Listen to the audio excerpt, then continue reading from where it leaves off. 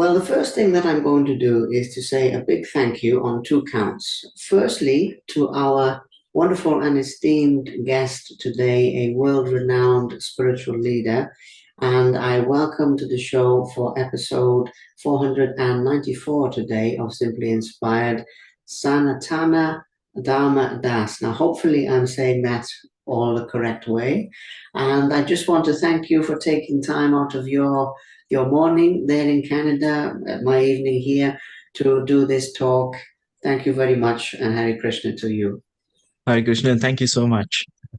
My pleasure, my pleasure. And I will also mention, my friend, just for our audience, just very briefly, so they know what's going on, especially if they're hearing this for the first time or if they're hearing about you for the first time, which I hope they are actually, for the context of what we are discussing today.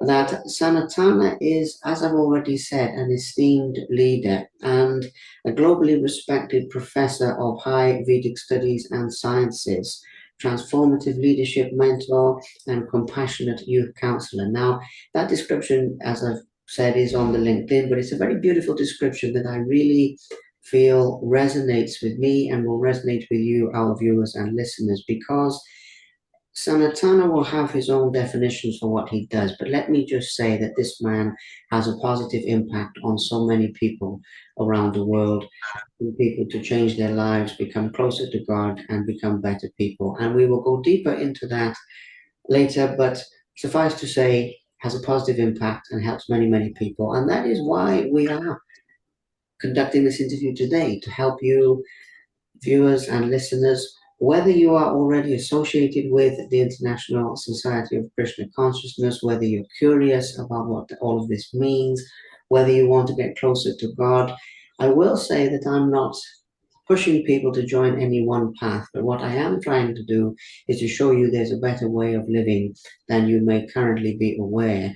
And hopefully today will be a step in that process for you. So, Sanatana, that's a brief introduction there, my friend. And as I said, I hope I'm saying your name the right way. But thank you once again. And as I've already said, it's a pleasure. Okay, so with regards to your journey, as I mentioned already, people will be curious about you. Before we get into the broader spiritual topics, which we will most certainly touch upon, people will be curious as to how you became the esteemed and respected leader that we see today.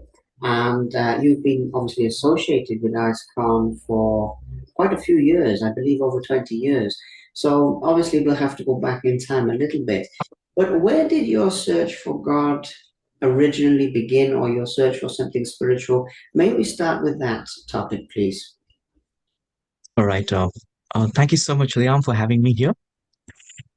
I've been one of the regular guys of the society, rising up in India, one of the faces of the crowd. That's how I've been. I did have religious beliefs. Yes, I was religious, God fearing, did believe in God, but there was no very specific thirst for the spiritual knowledge that was in there, right? So this is something which is very exciting and yet funny. Uh, I really did well at my school. Now I'm taking you to almost something like 20 years back when I was 15, my grade 10, right? I'm 35 right now. So that particular point of time, I was really doing well in all subjects except for English. I was really good at speaking, but I was not really good at writing stuff. So my writing skills were very poor. And in India, the curriculum is designed in such a way that you are awarded marks or grades as per your writing skills and not your speaking skills. Well, so my there's a lot of pressure for studies and grades, getting good grades from home as well as from school, right? Because this 10th standard is something which is called the board exam. And many people look up to certain candidates and certain students to excel in these exams, which is something which is regarded as a very big honor way back in India. So this was something that was my leg puller, and I was being pinned down because of this particular subject, and that was writing skills. And well, analyzing that, why my writing skills were poor. My writing skills were poor because my reading skills didn't exist practically. I never read. whatever I listened to my teachers in the classroom, I just kind of, I could put it back in the paper. Yes, God's given me a good memory. So I used to do that, but I never really read any, not even a textbook. Well, so that was something which was very difficult. But each time I would sit down to read, I would just drool over it. I just would sleep off. Well, and that was it. I got an ultimatum, and ultimate instruction: you're going to really, suffer a lot if you do not improve your writing. So then, as any God-fearing person would do, I just went up to the Lord. I folded my palms. I closed my eyes and I prayed. Prayed in front of my altar where we do our worship every day, morning and evening. So I prayed and I asked them as to really, I want some kind of guidance as to what book should I read. And this was something, it was winter in India. I was in New Delhi, the capital, and we're done with our dinner. It was a night time, say around something like 9ish, that particular time. I did offer this prayer. And when I opened my eyes fell upon a particular book which I've been touching every day, seeing every day. But I never thought that's an answer to my prayer. Then I just got this particular kind of feeling that this book must be the answer to my prayers. And that book is the Bhagavad Gita. And this Bhagavad Gita was commented upon by the founder Acharya of the International Society for Krishna Consciousness, Srila Prabhupada. So I had read this. I never read this book, but then I used to, chant the slokas, the mantras, and the statements of God. And we used to have several competitions of Gita recitation, and I had won several gold medals in the competitions. But I never really studied this book. Well, this book was this. It was this thick. So I really thought, God, is this answer to my prayer? Should I begin reading this? Well, I might as well try. So I just pulled out the book and just opened and started reading it cover to cover. And trust me, this is the first book I'm going to read cover to cover in my life. And it happened overnight. I was in a kind of state of flow or something like that, completely enchanted. I went through this experience and I found certain truths, knowledge, and very deep wisdom, which nobody ever taught me, right? And this is something which I felt, well, I got to be knowing much deeper about this stuff. And definitely I must speak it out and give this knowledge to as many as possible. So that was the Eureka experience which I got. And I really started reading. Then I just kept reading this book over and over again because I didn't have a guide, a mentor, or somebody who could teach me very systematically this knowledge. So I just kept going through it in the rest of my 11th and 12th grade. When I reached my college, I somehow being fortunate by God's mercy, gifted with good intelligence. We have a lot of entrance exams and tests that you go through, and I really aced the competitive exams and got into one of the best colleges, the finest colleges in India. And as soon as I reached this engineering college, of course, my goal to get into the engineering college was because of a challenge which was put forward by my peers and family members that, come on, if you're really genius, get into this particular college, right? Crack this particular exam. And I went into that race and we aced. But then after uh, getting into the college, it was practically day 2 or 3, I realized, well, I don't want to do this. No, this is not something I'm meant for. But at the same time, we're back in India. We really value our parents' hard earned money. So they had put in a lot of money to get me educated. So I didn't want to, as such, waste that. So I decided to get through this experience. All right, somehow I'm going to get through these 4 years.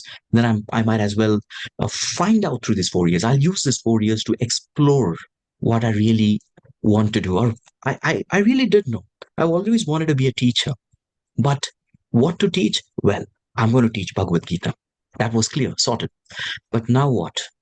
What next? How do I do it? Who will listen to me? And this was something, those were questions. I said, these 4 years, I'm going to find out how am I going to live my dreams, right? And there was a mandatory tour that every fresher student has to go through. So I was taken to different departments and places in the college by the seniors who were elder to you and they orient you in different stuff. So I was taken to the library. In the Bhagavad Gita, many times there was a particular word mentioned by Srila Prabhupada, and that was called Srimad Bhagavatam. Way back then, Google searches would most often end with no search is available. Yeah, the knowledge was not very conclusive or something like that. So I tried to ask many people, what is the Srimad Bhagavatam? This verse, Srimad Bhagavatam. People do know Bhagavad Gita, but even today, many of them wouldn't know Srimad Bhagavatam. And I was like, Prabhupada's mentioning it. I really want to find this book. And some of them, they just pushed it off saying, oh, that's the same as Bhagavad Gita. I said, no, they're two different books. And I really want to read it. And when I went to this library of mine, there you find, I found the Srimad Bhagavatam. And I just ran up to it. I picked it up. The librarian there said that you're the first person I've seen who's picked up this book. Oh, wow, that's a very special thing. Then I said, well, I'm going to be reading this. I guess I'll complete it overnight. And that's when the librarian said that there are more volumes of this book. This is just the first. There are several more volumes. And I finally discovered there are 12 cantos. Well, I got my project for my for my next 4 years. Well, I did really well in my education, university. I got a placement job, campus placement as well. But my main focus was to study this book. And it was in my college that accidentally on a trip with my friends, I met my spiritual master. I met my teacher, my mentor, my guide, my friend, philosopher. I met him and he guided me deeper into understanding these texts of Srimad Bhagavad Gita and Srimad Bhagavatam. And he very wonderfully uh, taught me the deep principles as well as how exactly to live by these principles given the time, place, circumstances as a student in that particular point of time. Right. So this was the experience where I met the Gita and that particular eagerness which made me meet Srimad Bhagavatam. And when I got in contact with Bhagavatam, I had completed the 3 volumes.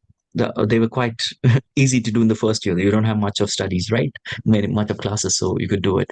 And that's where I met my guide as well, my mentor, who helped me to really deepen into this particular part. So that was how I got in touch with this beautiful knowledge. Wow, that is an extraordinary story, first and foremost. Thank you so much for sharing it because people will find that relatable from certain aspects in the sense that we pray, we don't always know which direction we will go in. But I must ask, when you were studying these books, even at the time you met your mentor and you were progressing, did you ever envision that you would still be involved in these teachings this far forward in your life? Because I know you did say in amongst that you felt the burning desire to share this with the world, which I have the utmost respect for. But did you ever really anticipate that you would rise to the level you are at now? Because as I understand it, the higher the level you get to, the more obviously the more service you can provide to all people. So I mean it in that sense, not in an egocentric sense at all. But was that ever part of your purview, your vision at those early years, if that makes sense? Okay, yeah, fine. I would like to answer it in 2 ways. Firstly, when I saw my mentor, I met him, I saw him, I listened to his sermons. He was right in this particular attire, a fully dedicated monk who is doing this. So I found a role model. Well, there is a path to do this. Well, so that at that particular point of time, I really got a strong desire. I wouldn't say it was 100%, but it was a very intense and strong desire that I wish to be like him. Yes, I wish to do what this person is doing because I really see this person is he's grasped the knowledge and yet he's very he's absolutely not arrogant.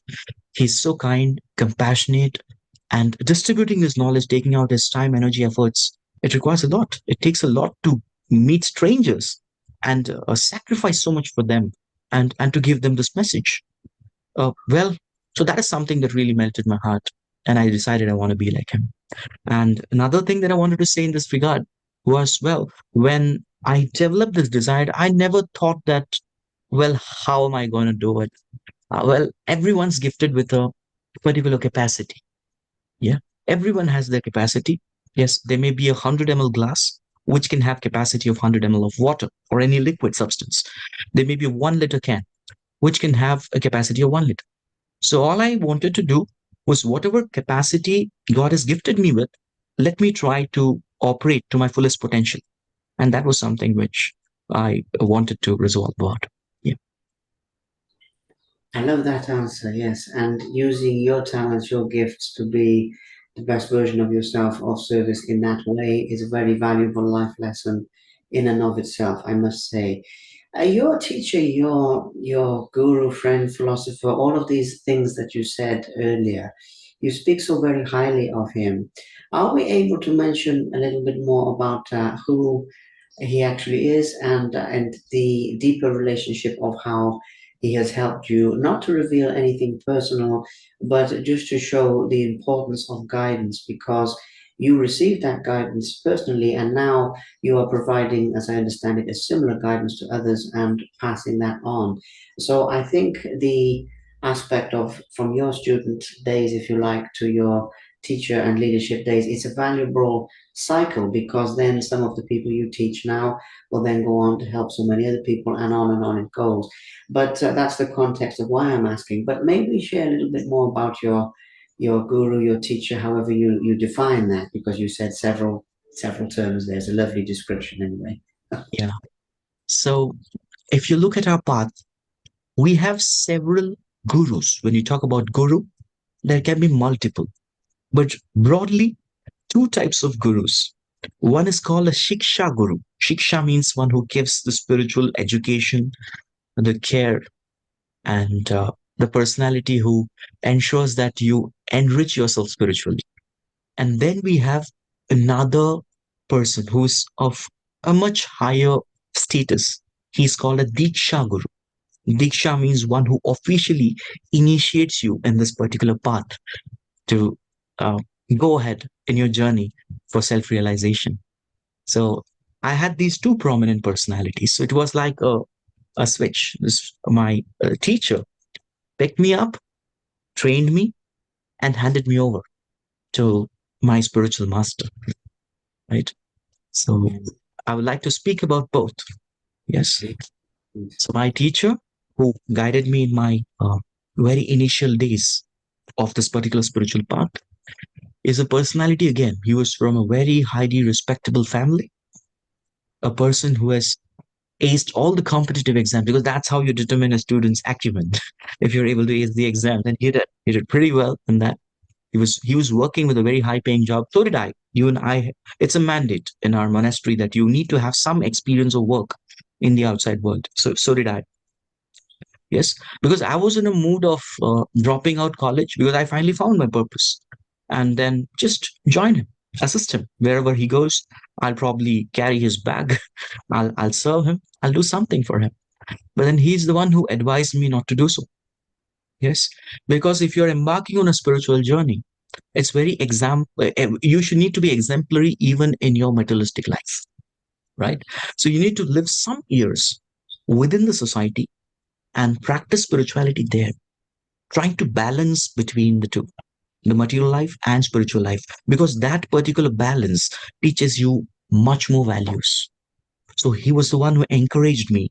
Well, just don't drop out of college. I know you're not interested, but still, just go to it because that's the duty given by God for you at this particular point of time.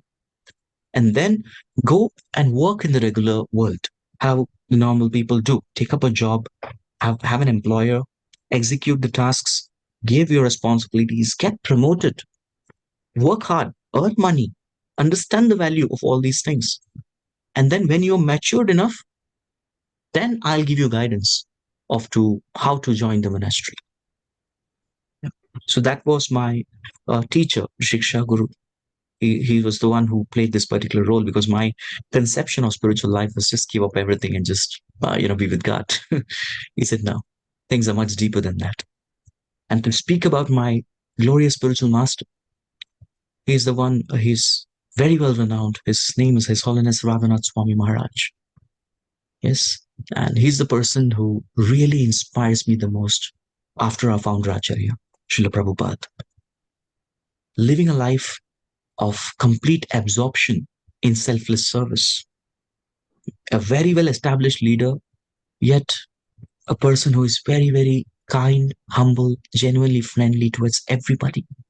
If you just Google him out, you'll find his wonderful story. His life story is so amazing how he met his guru, and he's a disciple of Srila Prabhupada. You May I? Are we? I don't mean to interrupt you, but is No, it? no, Are we talking about the journey home and exactly. So uh, he's my spiritual man. this? Yes, right. You're right. Yes, yes. Because not to go off on a tangent, because it's your interview, not my own. But I read this book, The Journey Home, and Oh, it had a very profound impact. I'm just showing that for our audience as well. And I also read as well around the same time this chant and be happy as well. And both of those, when I was meditating and doing practices, self-taught, you know what you said earlier, where at a point in time you were teaching yourself. I'm kind of like that at the moment. But I read these and I thought, wow, there's so much more to this, even with the meditating than just breathing, the chanting, using the sounds, the effect it has on the mind. So anyway, so when you were talking about him, I wanted to mention that because this is one of the most profound books I've ever read in my life. So anyway, my apologies for cutting in there. Please carry on with what you were saying, in fact, you made it so lively. Uh, you, I really am feeling very ecstatic now because you already know him. You met him and you've read his autobiography, right? So that journey home is how he um, journeyed. He was a genuine seeker of very deep spiritual practice, and he was truly wanting to find meaning and purpose, and to be meaningful and purposeful towards serving others. And I see him as a very ideal example of a servant leader. Yes, and it is his principles, values, morals that I wish to follow in footsteps of. You made it easy for me. Thank you.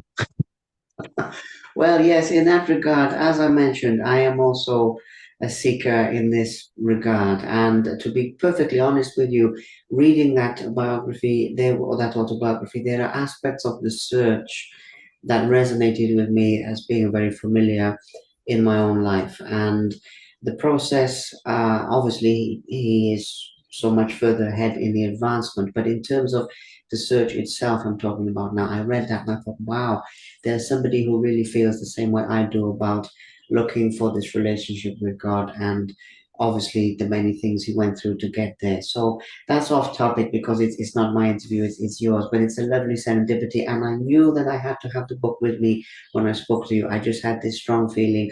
And I had it in the other room there. I had this strong feeling, no, I have to have it. So there we are. You see, God is always guiding us step by step. But anyway, so we've mentioned about these wonderful, wonderful men and servants of God who have helped you so much and have helped you to help others, which in my mind naturally leads me to obviously the impact that you have. And I know that obviously with everything we're talking about today on the spiritual path, it is selfless service. So there's an irony in putting that on you that you've done this and you've done that because God is working through you, and I understand this, but still from the perspective that you are the one taking the action, you are the one acting on that guidance that he's giving you.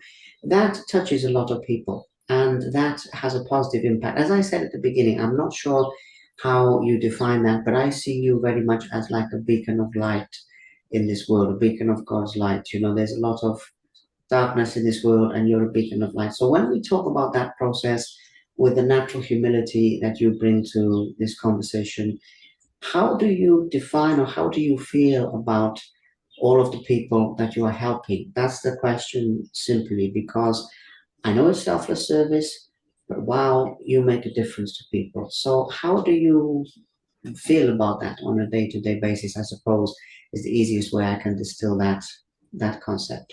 Thank you.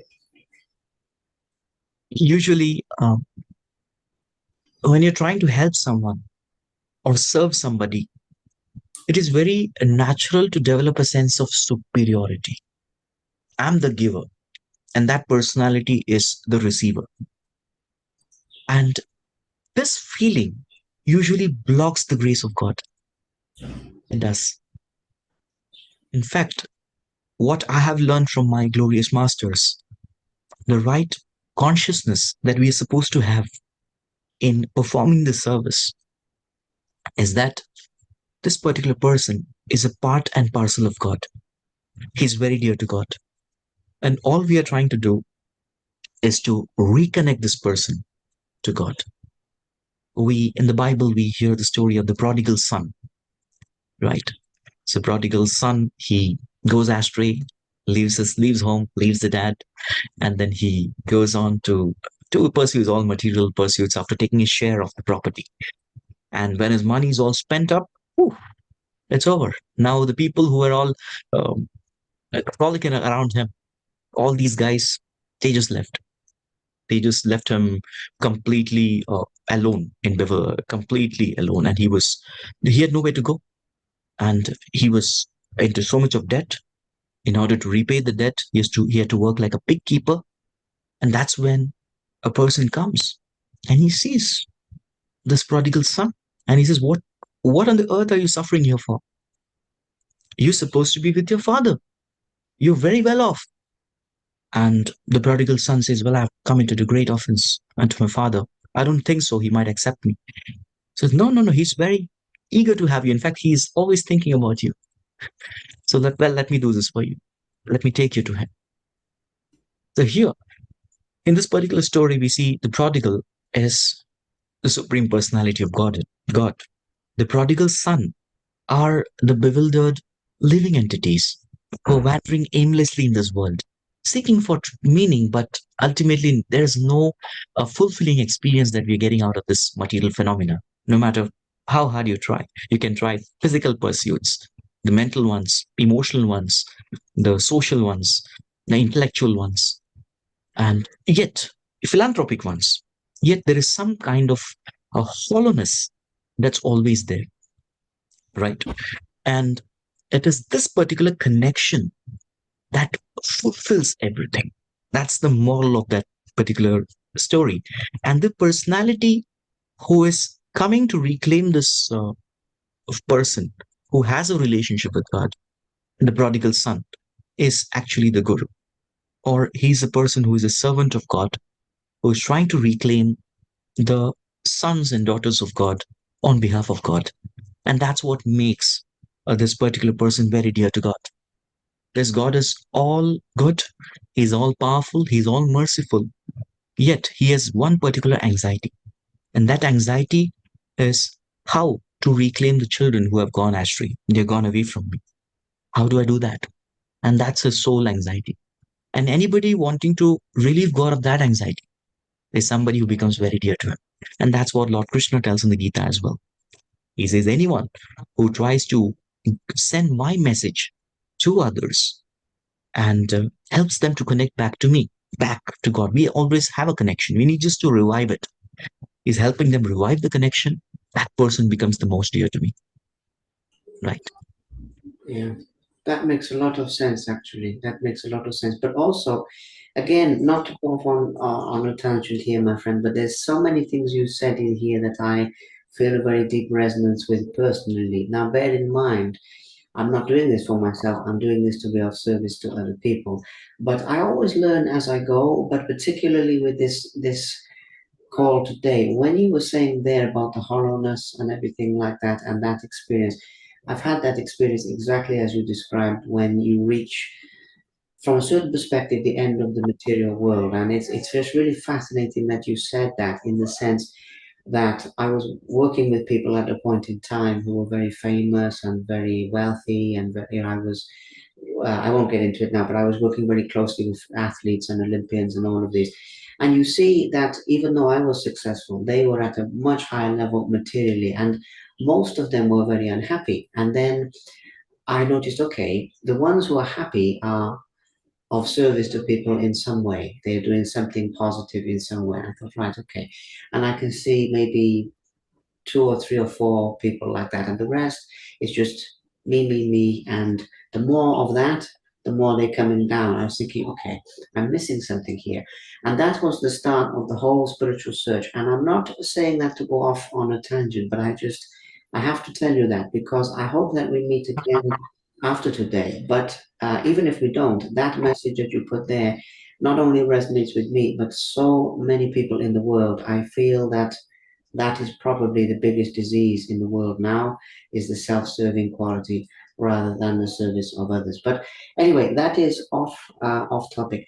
That does lead me to a topic that I would like to mention to you to connect with. That is, for seekers, for people who are at the stage like myself, and as we were talking about when he was seeking, this concept. What would you regard to be the most important spiritual advice for people in the world today? It's a very big question, and I don't mean to put you on the spot with these things, but I also came across the fact that you were in London at one point. There was something on your profile about the fact you were working or studying there, and I thought, okay, you've been to London, you know the problems that people face. There's a lot of problems there.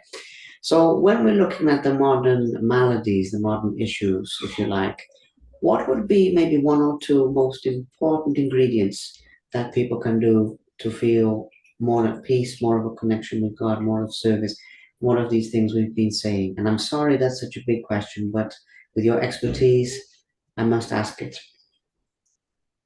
Thank you. Just wanting to clarify, I wasn't the only time I was in London is at the Heathrow Airport.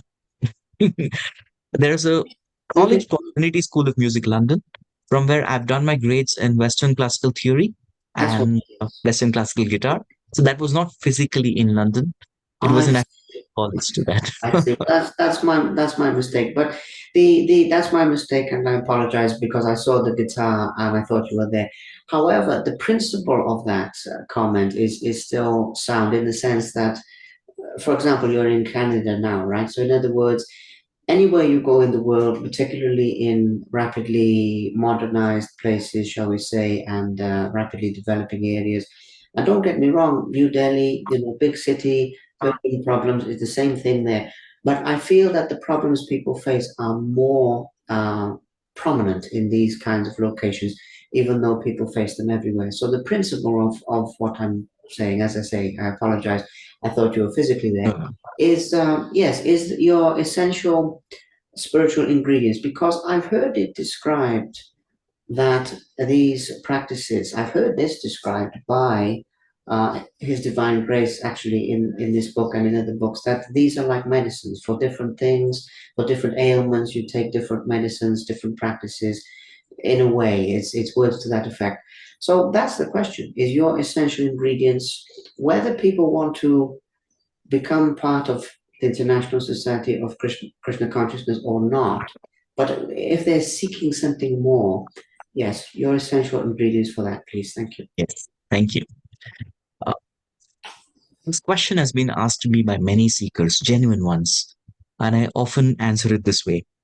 There are five P's personally which I looked at, the five P's for me personally, which helped me as a seeker. Even I was a seeker way back then when I was reading the Gita 20 years back. Yeah, I was a seeker then. So that is something that really helped me. So I request you all, yes, I'm quite open to hear. There can be elaborations on this, but what really is something that I kept in my mind, I can share from a personal note, right? And you can definitely derive some inspiration from it. So the first P is any path should have a proper philosophy. Philosophy. And philosophy essentially means, and now we are in getting into a loop, so don't get really confused.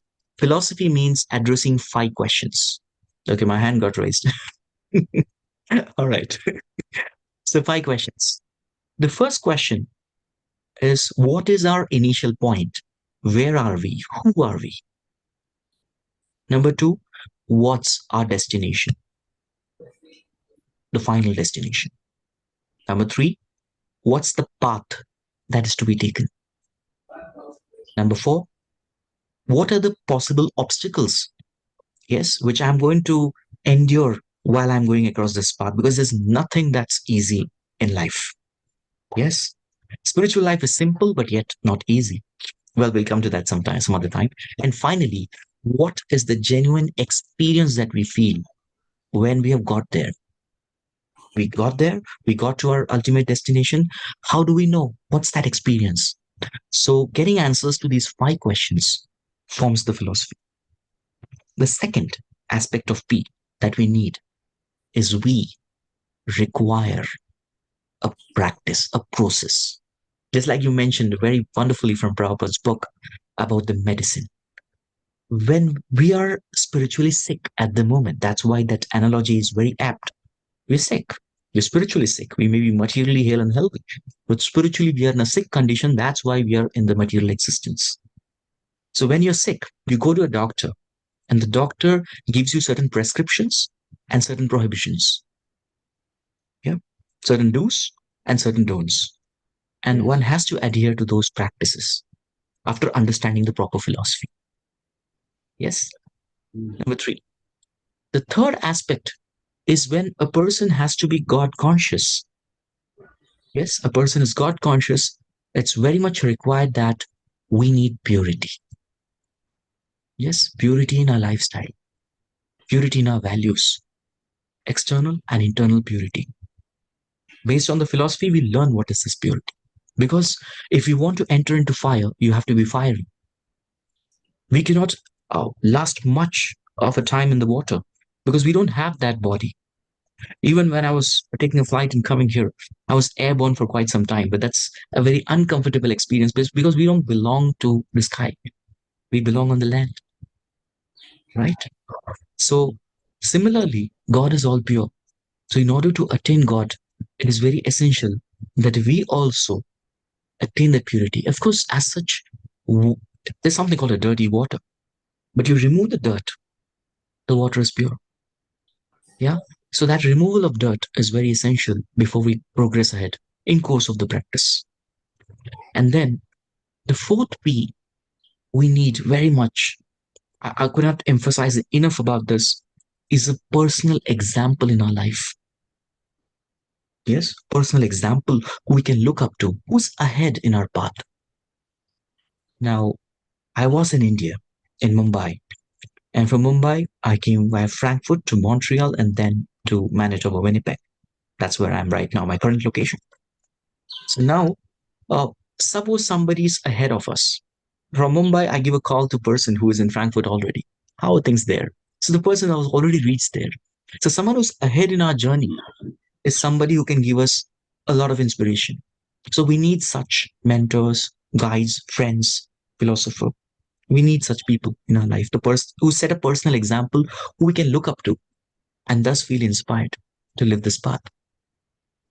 Yes. And finally, the most essential aspect is in every capacity we try to preach. I don't know if it was St. Francis, but he said every practitioner should preach and when necessary, talk. Right? So preaching is not just the speech. Yeah, that's essential. That's the presentation. But what's deeper about the preaching is the representation that you have. So presentation and representation. Let me tell you something very interesting, my friend. Much of the truths I couldn't realize by reading the theory in the books or just by listening to lecture. But when I acted on those instructions and went out to serve, oh, that's where we got this revelation. Yes. So the Eureka experience is you don't get sitting down in a corner and just gulping down some information. No, it is when we put into practice. And many of the truths and the grace comes when we are trying to preach this message as per our capacity. Everyone's gifted with different capacity, but let's be full in our capacity and how much ever possible, given our duties, everything together. So, given saying these five P's, which I definitely hope must have addressed this particular question, you can testify that. But what is very important is not that monastery life has to be the only way. Even in our society, if you look at 99.9% of the members of our society, they live in the regular household. They're married, they have children, they have jobs, they have homes to run. And apart from that, whatever time they're getting, they try to practice these aspects. Yes. So one can be in the regular life, yet be very exemplary there and be spiritual. It's quite possible. That is a wonderful answer, first of all. I knew that would be a good answer, but wow, that is a very special answer. And I must say, there's quite a few lessons contained within what you've shared there, and I will resist the temptation to discuss them all. But let's say that it makes complete sense, and including that final point actually about the shall we say, normal life and spirituality intersecting with each other. I think that it is very, very profound. The experiential element of what you're saying, of gaining spiritual knowledge or experience, very, very profound.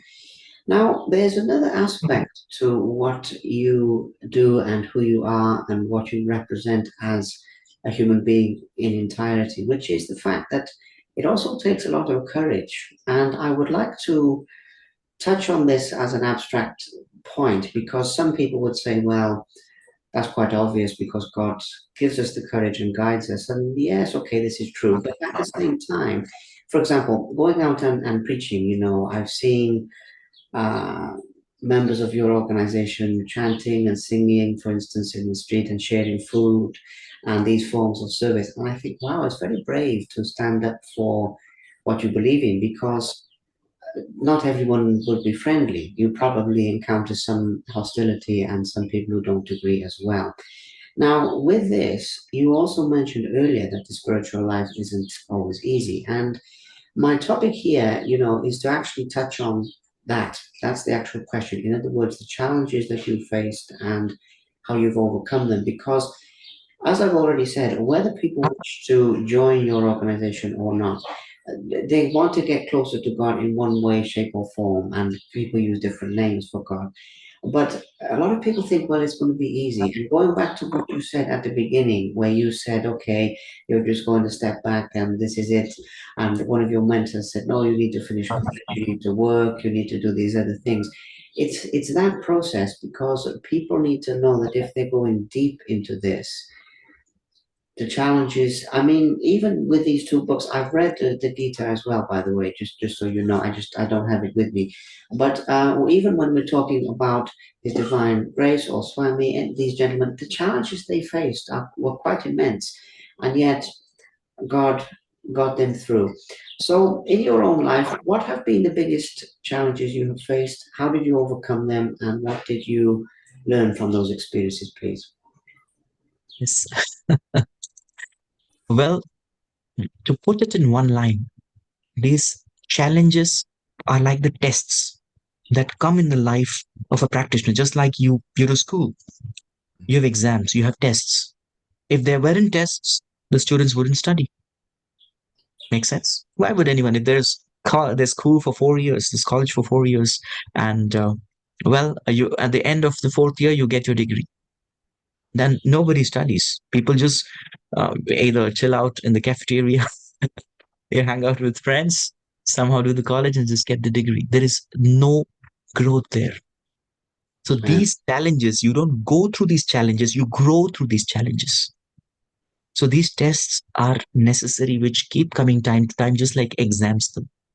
Except for the fact that the examinations that the school conducts, usually you have the itinerary and schedules all properly fixed. You have the end semester, mid semester, etc.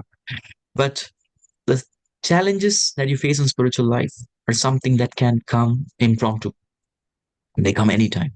And that's when is the test of your three things. Number one, it's the test of your principles. Number two, it is a test of your patience. Number three, it's a test of your people, relationships. There's three P's. So I am quite obsessed with the P's. So I just kind of sutherize it. Yeah. So that's how it is. So challenges, speaking, well, which one do I say? Because I practically face challenges every time. It's always there. It's a part of life. If there is somebody who has excelled in any field, they've gone through numerous setbacks and challenges, but they have not given up. That's determination, right? So I can say one of the challenges that I faced when I was in my late 20s was that of health. Yes.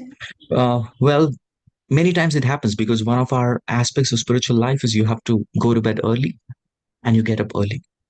Yes, you rise early and you're ready to serve God, do your spiritual practices, and then later on go ahead to serve. But I had faced some health crisis in between in that particular period where uh, it was becoming a little difficult for me to go ahead with my spiritual practices in the morning. Yeah, that was becoming tough because what happens is a tendency that wake up in the morning, but you stay up late doing some service or the other. You don't get to bed on time, but then you try to raise really early.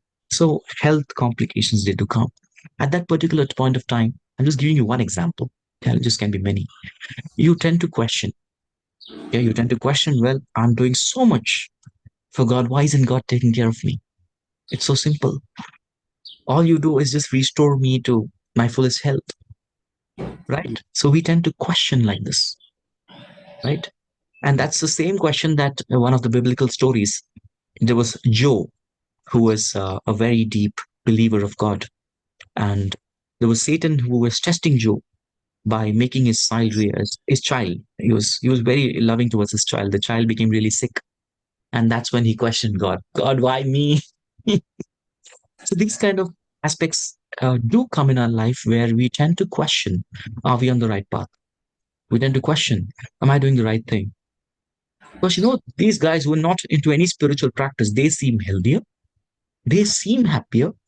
I'm not. Mm. These kind of questions do come. And that's where I said these three P's come into practice. What have you learned so far? Your principles. Number two, your patience. Because every situation in this world, I mean, every situation, it comes, stays for some time, and it ends.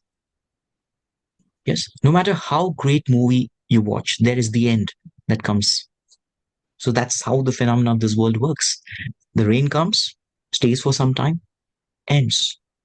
The Yes. winter comes, stays for some time, ends. Similarly, the conviction that the problem is coming, it's there for some time, this too shall pass away. That is something that we have to cultivate patience. And finally, the ability to, and having that honest relationship to go and reveal our mind in confidence to our friends, our mentors, that I'm facing this particular problem. Because it can come at any walk of life, spiritual life. It can come when you're a toddler in spiritual life. It can come when you are very advanced in spiritual life. There are certain questions, and these doubts and questions are like demons. They eat you up.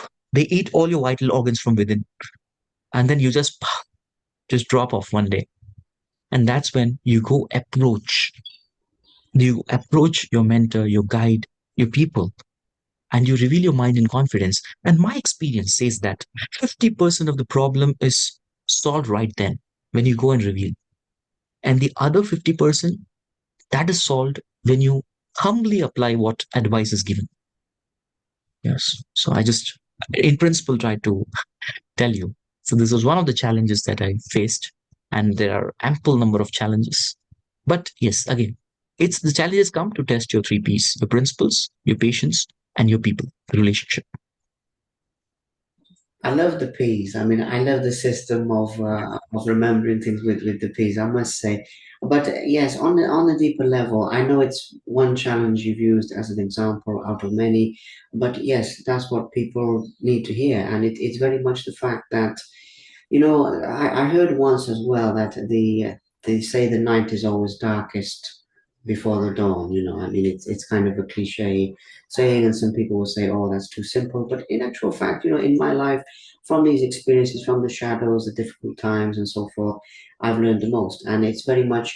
But I really appreciate, and this isn't a question, I'm just saying to you, I really appreciate what you were saying there about God and the service, and why isn't he looking after you at that time, and the question, because there's a perception that spiritual leaders are perfect people, and actually I think it's more valuable that you've grown through the imperfections, or how you respond to your imperfections, what you learn from them, how you handle them, and so forth, is of more value, because then that is a big part of what you take to others. I mean, if you were perfect, you wouldn't have much to share, but because you've overcome all of these things and transformed them. And I must admit, I know we're talking today about the Gita and this concept. But I do like the Buddhist analogy with this of the lotus flower coming from the mud, in the sense that Mm. without the mud, it wouldn't grow to be a beautiful flower. And, the mud is necessary, and the mud is our ignorance and our negative emotions, our traumas, and all of these things. But if you transform it the right way, using some of the principles you shared, it's very, very good. So I just wanted to say that. Please. Yes, I please. wanted to add something because I'm sorry to interrupt your flow. You Oh, were no. going. Uh, this word lotus, Mm, yes, it comes from the Sanskrit. The Sanskrit etymology is pankaja. Ja means to rise, and pank means dirt. Right? It's not the English punk, but panka means the dirt. It is risen from the dirt. That's called a padma or pankaja. So the dirt is of a totally different property altogether. But when you rise above the dirt, you become like a lotus. Yes, even the Gita shares the same analogy as the Buddhist philosophy. it And is. this is Bhagavad Gita, 5th chapter, 10th sloka. Padma Patra Ivambasa. And even Jesus said the same thing. To be in this world, but do not be of this world. Yes, he did. And not to go off on a tangent again with this, but that's a whole nother story altogether. Because when I've been reading the different texts from many different faiths, there are so many parallels. There are so many interconnected aspects. And I know that obviously certain practices and certain names and certain things are a little different. But even so, a lot of practices are, for example, the whole diet element, with your organization, the food and everything. There's different versions of that, eating the right thing and what you put in your body being valuable in every faith. And there's so many things. And I find it fascinating that in the world today, people have more information, but in this regard, they're more ignorant in the sense they don't know simple things that have worked for thousands of years, and that's what we're trying to change today. But at the same time, we have the technology like this to go all around the world and help people. So it has two sides. Anyway, yes, a very, very powerful lesson. And I was curious about that because when you say about the doubts, when you give up your aspects of your life, this is a question for you in the sense that you give up and lose certain things, but you gain many other things, obviously, but including your name, including changing your name to Das, being the last name, which, as I understand it, involves servant of God, and it has these correlations. But giving up certain financial aspects, certain freedoms, relationships, intimacy. As I hope you don't mind me mentioning that, but monkhood. I mean, I look at it and I think, wow. I mean, the whole celibacy thing. It must not be easy. I mean that very respectfully. But do you ever think, did I make the right decision in your process? Do you ever what, or like when you were saying there, is God looking after me now? Okay, we know He is, but there's bound to be ups and downs in that journey, and you learn from the downs as well as the ups. Was it the same with renunciation? Did you ever go through a process of thinking, okay, this isn't easy. What have I lost? If that makes sense. Thank you. I just wanted to add something to just on a lighter note first. I had three resolutions in my life. Okay. Number one, I'm never going to shave my hair. Number two, I'm never going to sing in public. And number three, I'm never going to dance. Well, I broke all of them. So you get to break everything, which is like, your so-called resolutions, etc. Yeah, that's a fact. To be very honest, this particular path that I have chosen, of course, it's a voluntary call, voluntary inner call. Nobody can actually force you into this or so-called brainwash into doing what you're doing. Yes, this has to be coming from within your inner call. And since the time, at least I remember being a monk and being in the monkhood. I've been in the monkhood for almost something like 13 odd years. 7 extra years of practice as a regular person in the world, and 13 years of my pure monkhood, where I am in this particular robes of a monk and trying to practice the principles of a monk. Yes, you do not grossly, there are no gross deviations in terms of your actions or probably even speech.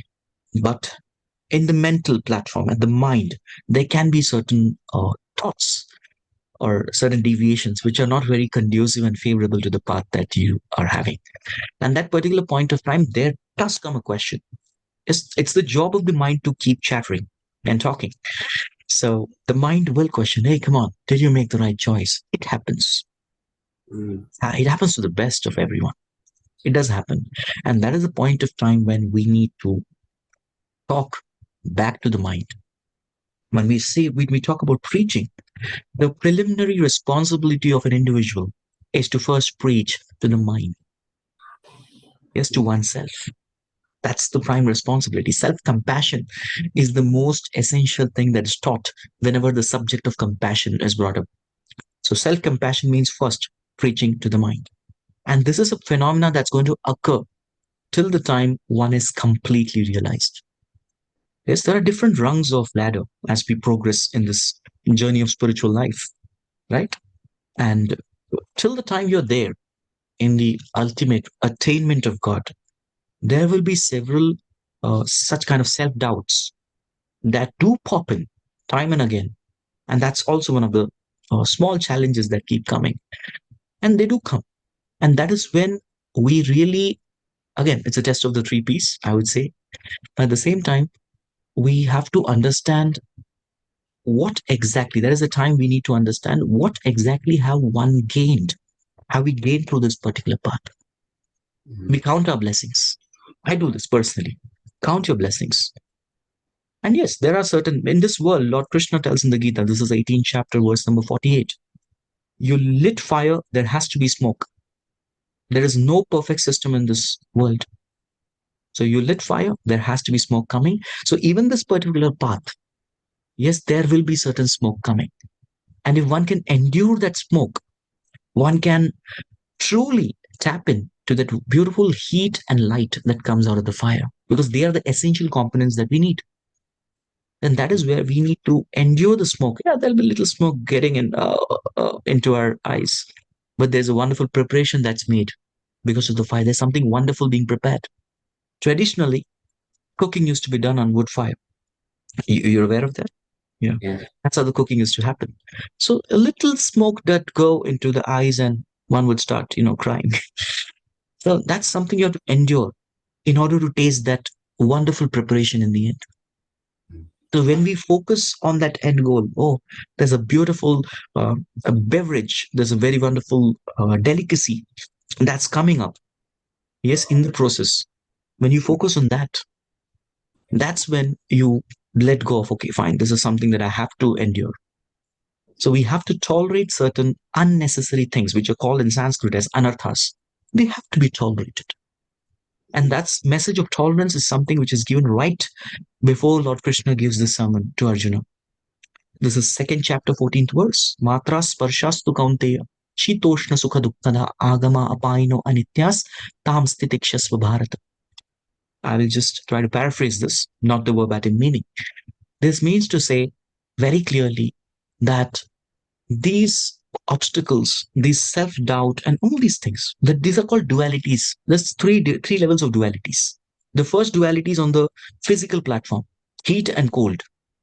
Well, you have to endure it. It's cold, but you have to take a bath and get ready. It's hot, but you still have to cook. You cannot complain. It's very hot already. It's steamy hot. I cannot actually cook in this environment. No, you have to face the fire and cook. This is physical endurance, tolerance. The second level is on the platform of the mind. Yes, the platform of mind is sukha and dukkha, happiness and distress. They both come. They come like a wheel. You know the Ferris wheel? Sometimes the wheel is up, sometimes it's down, up and down. So we have to face these dualities. Certain things will not go as per what your mind is looking for, and certain things will go as per what your mind is looking for. In either case, neither be too elated nor be disappointed. One has to learn to be equipoised. And then the Yes. third one is that particular tolerance, which is on the level of false ego. Now, there's a terminology that is very much prevalent in our Vedic texts, which is called as ahamkara. The false ego. We have a true ego, our real identity, and we have a false ego. And that's basically to tolerate insult and honor. Sometimes it's easier to tolerate insult than honor. But are you the same personality amidst both these situations? Yes, that's a test of your true character. So, yes. So, mind will play its tricks many times, but we have to mind our mind. And that's the whole spiritual life. It's subtle. Yes, that is very valuable because I appreciate you sharing this last topic in particular because, as I've already said, not only because people have the false expectations of, meditation and prayer and chanting and it all being wonderful, but also because it really shows people how much we actually learn and how much we actually gain from the supposed low points from a certain perspective. I mean, it's all part of God's plan, wanting to teach us something, as you've said. But it's very, very valuable. And I just wanted to cover that to give people the utmost sincerity that if they're following the path more deeply, whichever form that takes, they can expect these obstacles. Now, as I mentioned to you when we began, my friend, I had this sort of twin ambition of your stories, your life, relatability, and some bigger picture topics. But when I put these interviews out, I like it to be very much enough that people can learn and practically apply. Very much, by the way, what you said earlier about the experience and the fact that these lessons come from the experience. I want people to listen to this and then take away their experience. So, with regards to, or put the experience into practice, I should say, is my intention. So, with that being said, I think that we've covered some wonderful topics for that process, the relatability, the entertainment, but also the bigger picture of what some of this really means. And I know that your knowledge is so extensive, we could do multiple talks like this. I mean, we've only just scratched the surface, and perhaps we will speak again.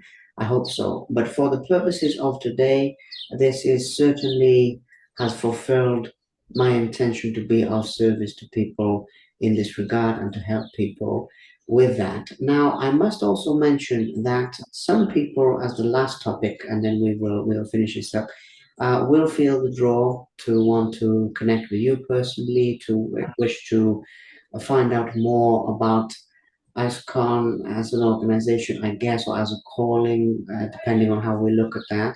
I'd like to mention briefly how they may do so, or your advice on how people can learn, and then from there, I think we will wrap this up. But that deserves a mention. As I've mentioned, I've started dabbling a little bit by reading some things. But are there certain things like that you would recommend that people can learn more from, please?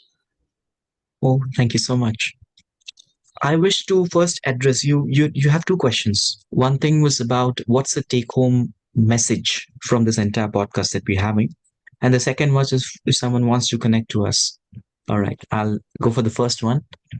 Well, it's very simple to remember, but principally, we need to do these five things. Again, it's going to be very easy to take home. A, B, C, D, E. These five things. A for association. At whatever convenient frequency, we need to associate with spiritual minded people. Yes, there has to be some connect where we go and associate. That's where we enrich ourselves with the right scripts of life. B is books. I find Lime very beautifully reading. He read The Journey Home, he read Chant and Be Happy, he read the Gita. These books have immense wisdom of a lifetime of great personalities. So read spiritual books. I would recommend these three books that he just told. Please try it out. Try reading at least some portion of these books and see if it's meaningful. See if it's making sense. The third C is for chanting. Uh, whichever power, whichever God you believe is immaterial. But every religion, every path talks about chanting, right? So we need to have a regular connection with God. Look at the Muslims. They do something called namaz. When I did some courses on Quran just to understand their faith very wonderfully, and they regard namaz as an activity of personally talking to God. Yes, and similarly, chanting of a prayer is something which we are being with God.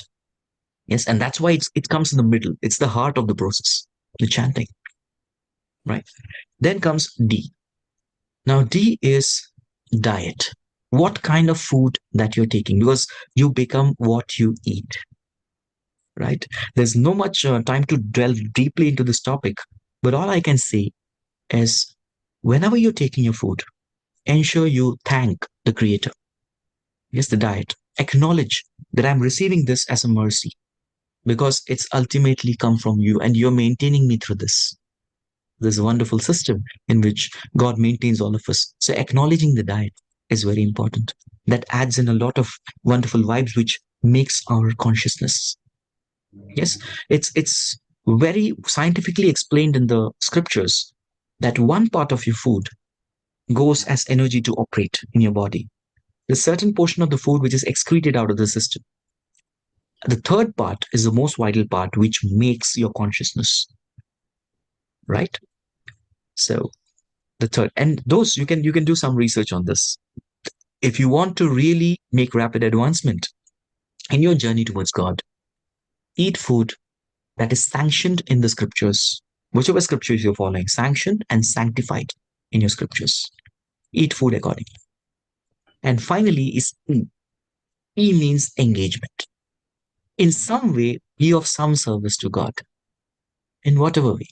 You go to a particular path, you must definitely have a mentor, a father, an abbot, or a guru. Go up to them. What is one good deed that I can do for God?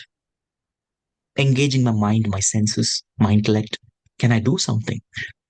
And be a servant and serve. It can mean to just chop the veggies in the kitchen with the food that's being prepared for the congregation. You just chop some veggies. It can be as simple as that. It can even mean giving a donation. That's also an engagement where you're giving one's hard earned money in the service of God. That's also an engagement.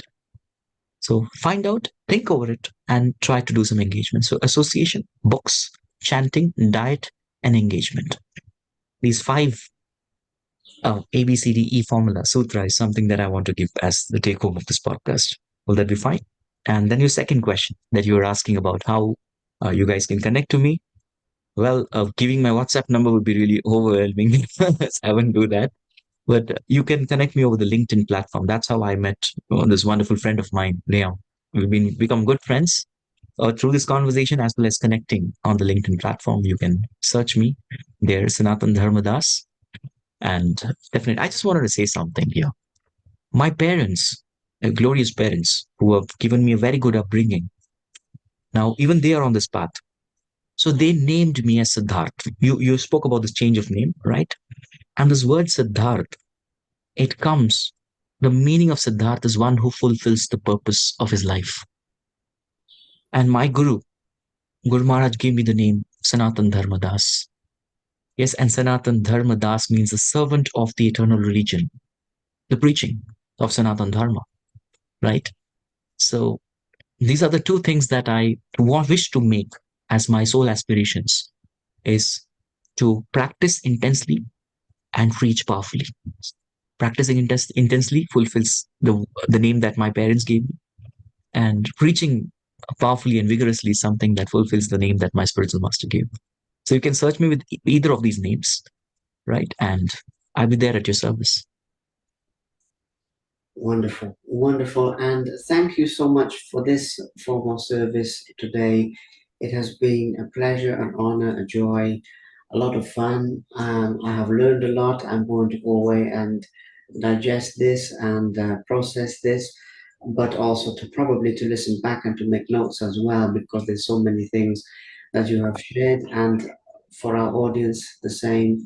As with the great books that we've been talking about, you can read many times and learn something new every time or gain a different perspective. And this conversation, in my mind, is somewhat like that. It has many layers. So thank you for that. Thank you very much for service. And I wish you a wonderful day ahead. Thank you very much for watching. Please subscribe to the Simply Inspired YouTube channel, and there'll be more videos coming soon.